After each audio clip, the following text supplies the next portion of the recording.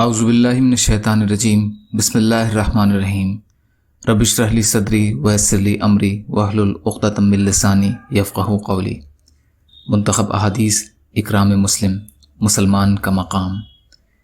حضرت عبداللہ بن عمرو بن عاص رضی اللہ تعالی عنہ فرماتے ہیں کہ رسول اللہ صلی اللہ علیہ وسلم نے دوزخ کے ذکر کے وقت ارشاد فرمایا، دوزخی لوگوں میں ہر سخت طبیعت، فربا بدن، اترا کر چلنے والا، متکبر، مال اور دولت کو خوب جمع کرنے والا اور پھر اس کو خوب روک کر رکھنے والا، یعنی سائل کو نہ دینے والا، اور جنتی لوگ وہ ہیں جو کمزور ہوں، یعنی ان کا رویہ لوگوں کے ساتھ عاجزی کا ہو، وہ دبائے جاتے ہوں، یعنی لوگ انہیں کمزور سمجھ کر دباتے ہوں۔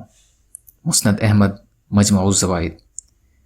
حضرت جابر رضی اللہ تعالی عنہ سے روایت ہے کہ رسول اللہ صلی اللہ علیہ وسلم نے ارشاد فرمایا، 3 خوبیاں جس شخص میں پائی جائیں، اللہ تعالیٰ قیامت کے دن اس کو اپنی رحمت کے سائے میں جگہ عطا فرمائیں گے اور اسے جنت میں داخل کر دیں گے۔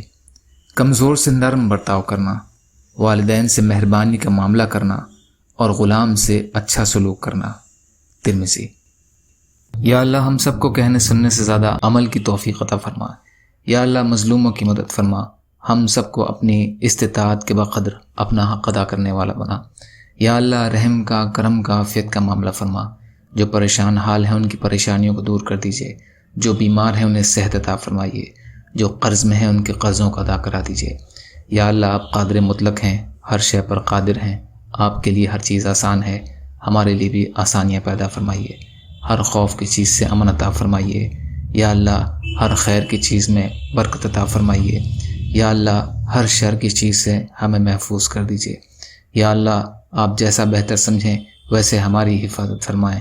اللہم اغفر لی وارحمنی، سبحانک اللہم بحمدک، اشہد ان لا الہ الا انت، استغفرک واتوب الیک، برحمتک یا ارحم الراحمین، لا الہ الا اللہ، محمد رسول اللہ۔